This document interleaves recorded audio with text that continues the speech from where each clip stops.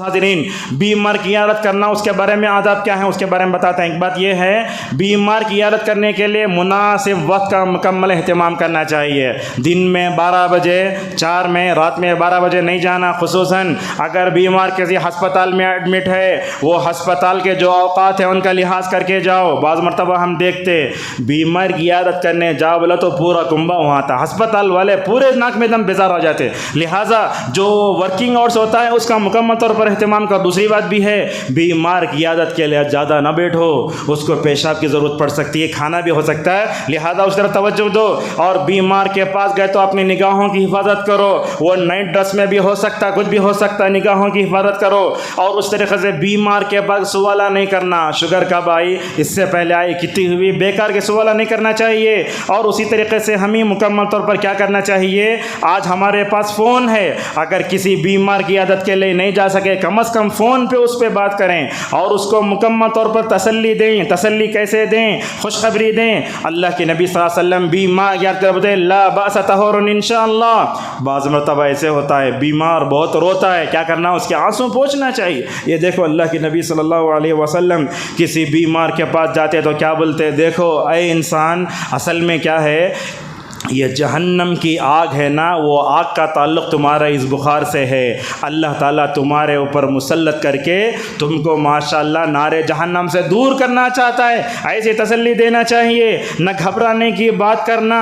اور اس سے جو ہے گھبراتا ہے تو اسے دل میں مکمل طور پر یہ ہونا چاہیے، بعض لوگوں سے ہوتے ہیں نرم دل کے، اس کے پاس گترونا شروع کرتا، بولنا نہیں رونا نہیں رونا۔ اور اس طریقے سے اگر مرد ہے یا بچہ ہے تو کیا کرنا، مرد کی پیشانی یعنی تو بچے کے پیشانی پر ہاتھ رکھ کر دعا کرنا اور بار بار دریافت کرنا۔ بعض لوگ ایسے ہوتے ہیں انہیں 3 ہفتے بیمار ہو گئے تو ایک مرتبہ جا کر تو سمجھ جاتے ہم نے حق ادا کر دیا ہے۔ یہ روایت دیکھو بخاری میں ہے، علی رضی اللہ عنہ فرماتے ہیں جناب محمد رسول اللہ صلی اللہ علیہ وسلم بیمار ہوئے، جب بیمار ہوئے تو میں آپ کے پاس تھا۔ ایک مرتبہ اللہ کے نبی بیمار ہی ہیں، جس بیمار میں اللہ کے نبی کا انتقال ہوا، میں آپ کے پاس سے نکلا، لوگوں نے پوچھا اے ابو حسن، رسول اللہ صلی اللہ علیہ وسلم کی طبیعت کیسی ہے؟ علی رضی اللہ عنہ کہنے لگے رسول اکرم صلی اللہ علیہ وسلم کی حالت پہلے سے بہتر ہے۔ اسی طریقے سے بیمار کے پاس جاؤ تو اسے توبے کی مکمل طور پر تلقین کرو۔ آج کل کیا ہوتا ہے، یہ بیماری آتی ہے تو ہم کیا کرتے ہیں، دواؤں پر بھروسہ کرتے ہیں۔ یاد رکھو دوا جو ہے علاج نہیں کرتی، بلکہ دوا میں شفا دینا یہ اللہ تبارک و تعالیٰ کے لیے جو ہے ہوتا ہے۔ جیسا کہ اللہ کے نبی دعا پڑھتے تھے اللہم اذہب الباس رب الناس واشفی انت الشافی، اللہ تو ہی شفا دینے والا ہے اور تیرے علاوہ کوئی شفا نہیں دیتا۔ اسی طریقے سے مکمل طور پر اسے اچھا، ایک آدمی بیمار ہے تو اسے توبہ کی وصیت کیوں کرنا چاہیے، اس کی دلیل قرآن سے ہمیں ملتی ہے۔ نبی کریم صلی اللہ علیہ وسلم پر سب سے آخری میں جو سورت اتری اذا جاء نصر اللہ والفتح، ابن عباس کہتے ہیں جب یہ سورت اتری حضرت ابو بکر صدیق رضی اللہ عنہ رونے لگے۔ ابو بکر کو معلوم ہو گیا میرا خلیل اس دنیا سے جانے والا ہے، اللہ کے نبی صلی اللہ علیہ وسلم دنیا سے جانے والے ہیں۔ اس طریقے سے اللہ اس صورت میں فرماتا ہے فسبح بحمد ربک واستغفر، اے اللہ کے نبی ہمارے پاس آنے سے پہلے توبہ استغفار کر لو۔ اور اسی طریقے سے بیماری کی حالت میں اسے اللہ کے اچھا گمان رکھنے کی تاکید کرنا چاہیے۔ بعض بیمار ایسے ہوتے ہیں بولتے ہیں کئی کو اللہ مجھے بیمار کر دیا کہ کئی کو دیا کہ دوسرا کو دیا چاہیے۔ یاد رکھو اللہ نے آپ کو بیماری میں مبتلا کیا ہے، گویا اللہ آپ سے محبت کر رہا ہے۔ یہ بیماری زحمت نہیں رحمت ہے۔ اور اسی طریقے سے ایک بات یہ بھی ہے جب لوگ بیمار ہوئے تو نماز پڑھتے نہیں، یہ بات بھی ہے، لوگ بیمار ہوئے نماز ہی نہیں پڑھتے۔ ماشاءاللہ عرب میں تو ہم نے دیکھا ایسے ایسے ہوتا ہے باپ کو اٹھنے نہیں ہو رہا ہے، وہ بیڈ پر پڑا ہے، اس کے بعد وہ کھڑے ہو کر 8 سالہ بچہ ماشاءاللہ نماز کی امامت کر رہا ہے۔ اللہ اکبر، یہ کہاں کا، یہ سعودی عرب کے ہسپتال کا ویڈیو ہے، ویڈیو کو ہم دیکھ کے ڈیلیٹ کر دیتے ہیں۔ وہ نماز پڑھا رہا ہے، باپ پڑھا ہے اور اشارے سے نماز پڑھ رہا ہے۔ اسی طریقے سے ہم آپ کو بتاتے ہیں دیکھو معزز حاضرین، صحابہ کرام جب بھی بیمار ہوتے کبھی نماز نہیں چھوڑتے تھے۔ حالت بیماری میں اگر آپ نماز پڑھیں گے نا اس کا مزہ ہی الگ، جیسے سفر میں نماز پڑھنے سے ہوتا کیا ہے، پوری بوگی میں آپ کے علاوہ کوئی بھی نماز نہیں پڑھ رہا ہے، اس وقت میں کیا ہوتا، ایک طرح کی خوشی ہوتی۔ بیماری جب آتی ہے تو آپ کو اللہ کے قریب ہونا چاہیے، دور نہیں ہونا چاہیے۔ دیکھو عمران ابن حسین رضی اللہ عنہ، اگر میں آپ کو بولوں 30 سال تک بواسیر کی بیماری میں مبتلا رہے. اللہ اکبر. 30 سال تک اللہ کے نبی سے پوچھتے یا رسول اللہ میں بیمار ہوں نماز کیسے پڑھوں. اللہ کے نبی ان سے فرمایا اے عمران جب تک کھڑے ہو کر نماز پڑھے کھڑے ہو کر نماز پڑھو. کھڑے ہو کر نماز نہیں پڑھ سکتے تو بیٹھ کر پڑھو.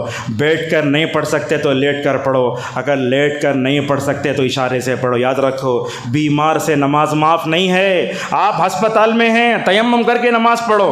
میں بلاری کے ایک آدمی کو بھی جانتا ہوں جن کو کووڈ کی وجہ سے ہسپتال میں داخل کیا گیا. لوگوں نے تو کہا یہ انسان اس بیماری میں اللہ کو پیارا ہونے والا ہے, مگر اللہ تعالیٰ جس کو رکھتا ہے اسے کون سکتا ہے. تقریباً 3 مہینے ہسپتال میں رہے.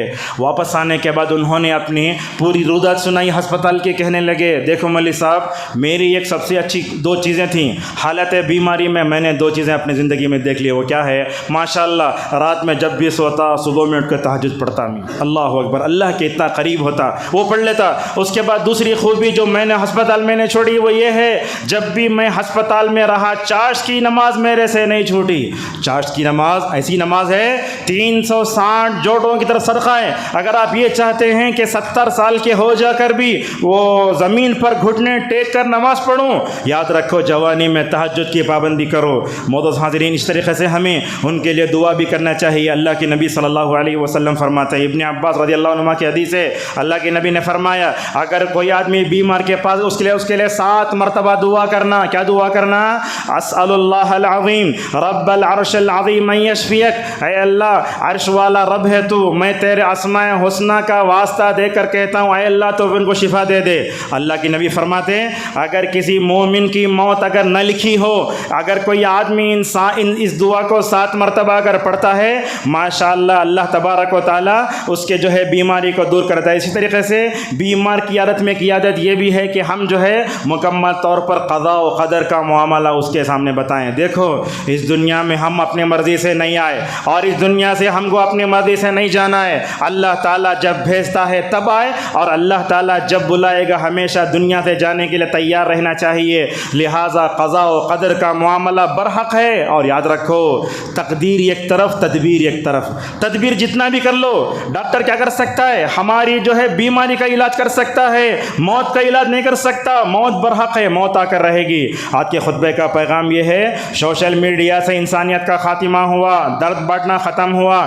لوگ جو ہے ایک دوسرے کے دکھ درد کو محسوس نہیں کر رہے ہیں. ضرورت ہے کہ ہم اپنے آپ میں دوسروں کے دکھ درد کو محسوس کر. یاد رکھو اگر آج بیمار ہوئے آپ دوسروں کی عیادت کے لیے گئے, یہ دنیا مکافات عمل ہے. آپ بھی بیمار ہوئے تو آپ کے رشتہ دار بھی آپ کے پاس آئیں گے. آج کے خطبے کی دوسری بات یہ ہے ہمیں مکمل طور پر یہ عیادت کے جو مریض کے جو عیادت کے جو آداب ہیں اس کا مکمل پر لحاظ کرنا چاہیے. اور یاد رکھو اگر مریض کی عیادت کے بعد جاؤ تو خالی ہاتھ مت جاؤ. آپ کو معلوم ہوتا کون سی بیماری میں ہے, کچھ فروٹ نہیں لے جا سکتے. اللہ اکبر, کتنا پیسہ ہم غیروں کے لیے استعمال کرتے, کیوں نہیں لے جا سکتے؟ اس کی طرف بھی مکمل طور پر توجہ دو. یاد رکھو اسلام نے بیمار کی عیادت کے بارے میں جو ہمیں حکم دیا اس میں شریعت نے اسلام اور غیر اسلام کو نہیں دیکھا. کوئی بھی اسلام جو ہے انسان کی شکل میں نظر آئے, چاہے وہ ہمارے متولی ہوں, چاہے وہ کوئی بھی امام ہو, کوئی بھی ہو, مؤذن ہو, مالدار اور جو ہے غریب نہیں دیکھنا چاہیے. کوئی بھی بیمار ہے اس کی عیادت کے لیے مکمل طور پر دیکھنا چاہیے. دیکھو ہماری جماعت کے مشہور عالم دین ہے ثناء اللہ امرتسری رحمہ اللہ, ان کو کیا بولتے؟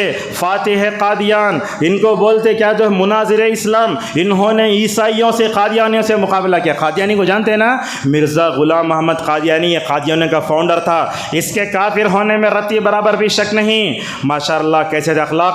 ثناء اللہ امرتسری رحمہ اللہ, یہ مرزا غلام محمد قادیانی گھر کے اوپر سے گزر رہے تھے. قادیانی کون؟ کافر پکا, اللہ کے نبی کی نبوت کا منکر. ان سب کے باوجود ثناء اللہ امرتسری رحمہ اللہ کو معلوم ہوتا ہے کہ مرزا غلام محمد قادیانی بیمار ہے, اپنی سواری کو روکتے جا کر دیکھ کر آتے ہیں. لہٰذا یاد رکھو اگر کوئی جو ہے بیمار ہونے والا بدعتی ہی کیوں نہ ہو, سیاسی ہی کیوں نہ ہو, اگر آپ جا کر اس اس کی عیادت کریں گے ہو سکتا ہے وہ آپ کی عیادت اور اس نے اخلاق کی وجہ سے ماشاءاللہ سدھر جائے۔ آخری خطبے کی دو باتیں ہیں، وہ کیا ہیں؟ آج کل کو ہم دیکھتے ہیں ایسے وقت پیش آتے ہیں، اگر اللہ تبارک و تعالیٰ شوہر کو بیماری دیا تو کیا ہونا؟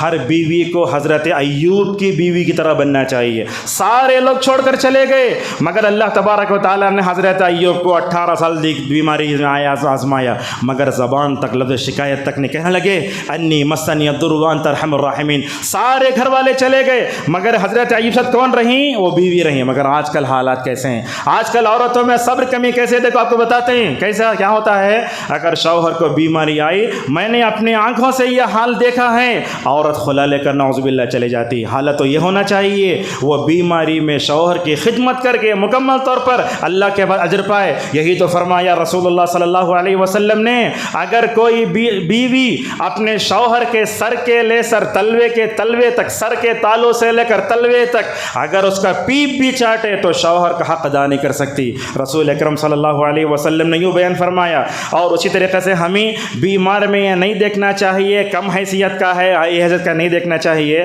آج کے خطبے کی آخری بات ہم دیکھتے ہیں، مساجد الحمدللہ جب بھی بنتے ہیں تو مساجد میں دلوں کو جوڑنے کا ماحول ہونا چاہیے۔ آج کل ہم دیکھتے مساجد میں ہر جگہ دیکھتے ہیں افراتفری ہو رہی ہے، ایک دوسرے کو ٹانگ پکڑنے کھینچنے کی بات ہو رہی ہے، نہیں ہونا چاہیے۔ مساجد دلوں کو جوڑنے کے لیے آتے ہیں۔ جو بھی آدمی مسجد کا کام کرتا ہے مکمل طور پر اس کا ساتھ دینا چاہیے۔ اور یاد رکھو مسجد کا کوئی بھی آدمی ہے، امام بھی ہے، کوئی بھی ہے، وہ کوئی فرشتہ نہیں ہوتا، بلکہ دنیا میں ہر ایک سے غلطی ہوتی ہے، جیسے افہام و تفصیل سے معاملہ مکمل کر ایک دوسرے کا ساتھ دینا چاہیے۔ خطبے کو یہیں روکتے ہیں، کہنا یہ ہے اسلام نے ہمیں دکھ درد بتایا، ایک دوسرے کو غم میں شریک کرنے کا طریقہ اللہ نے بتایا۔ مسلمانوں کے حقوق میں ایک حق یہ ہے، جب بھی ہمارے میں سے کوئی مسلمان بیمار ہو، کوئی بھی انسان بیمار ہو، اس کی جا کے عیادت کرنا، یہ اچھے اخلاق میں سے ہیں۔ اللہ تبارک و تعالیٰ سے ہماری دعا ہے اللہ تعالیٰ ہم سب کو ایک مسلمان کے دوسرے مسلمان پر جو حق ہیں اللہ تعالیٰ ان تمام حقوق کی ادائیگی کی اللہ تعالیٰ ہم سب کو توفیق عطا فرمائے۔